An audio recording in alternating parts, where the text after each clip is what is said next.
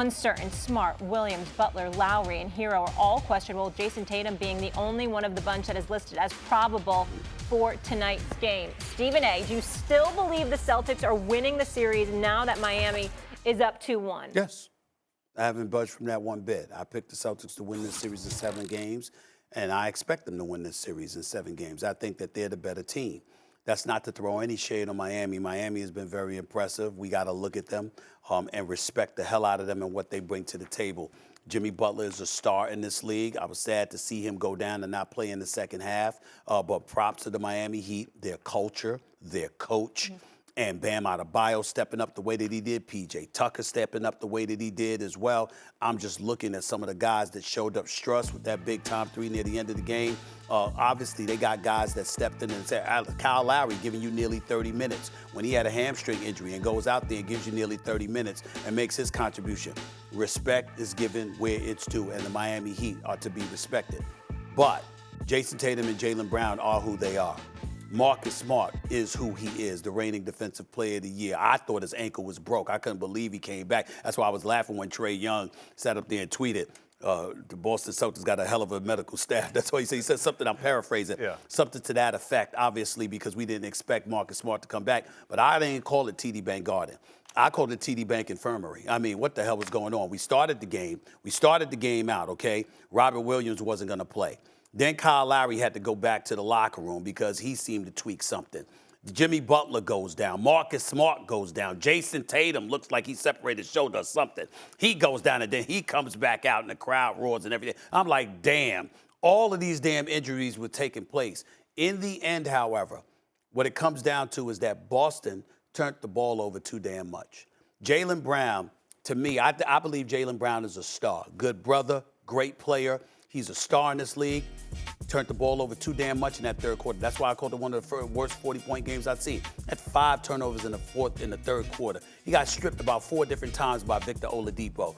That can't happen. And it seemed like every single turnover, JJ, that he committed was when Boston was trying to make a run. And somehow Jaylen Brown would turn the ball over, okay? And Jayson Tatum had 6 turnovers, 13 turnovers with your 2 stars. That cannot happen if you're going to beat the Miami Heat. So all I'm saying is I don't believe that's going to happen too often. I think that the Boston Celtics are going to win. It's going to take 7 games, but Boston's going to go back to South Beach, and they're going to win in a Game 7. That is what I believe is going to happen.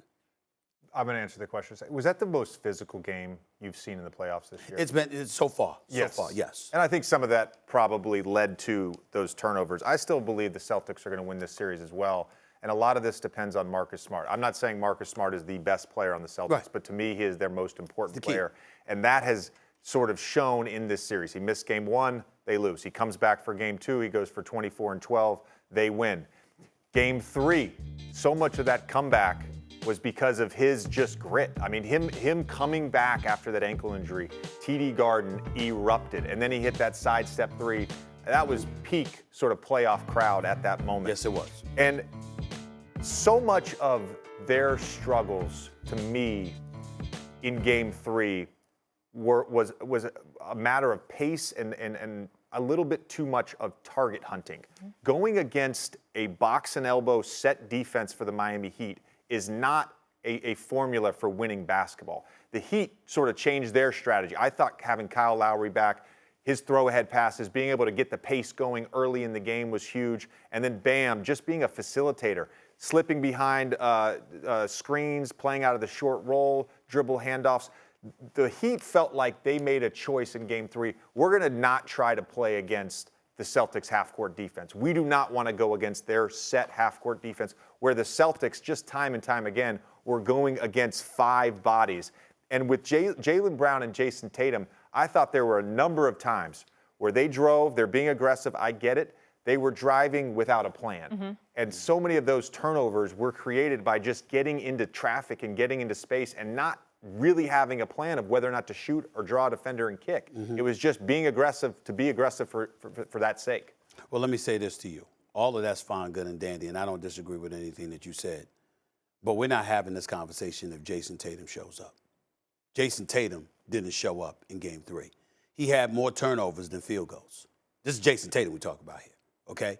Some people would say a superstar in this league. That's not We've gonna seen him happen. put forth superstar performances, okay? But what we're waiting for is the level of consistency that he has robbed us of. We know what he can do, but are you going to do this on a continuous basis? I expect Jayson Tatum to have a big game tonight because he was so putrid in Game 3, okay? But he's the kind of person that I have a big-time game tonight, drop over 40, and then go back to South Beach for Game 5, and all of a sudden wet the bed again. Come back for Game 6, have a big game, and then it's up in the air what's going to happen for Game 7. He's got to put forth a level of consistency, and both him and Jaylen Brown have got to stop turning the damn ball over. It's really that simple. You talk about everything that you're saying. I don't disagree with a word of it.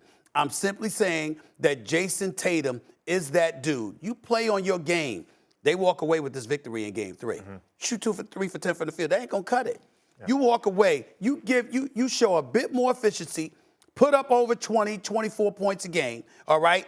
You're winning this game.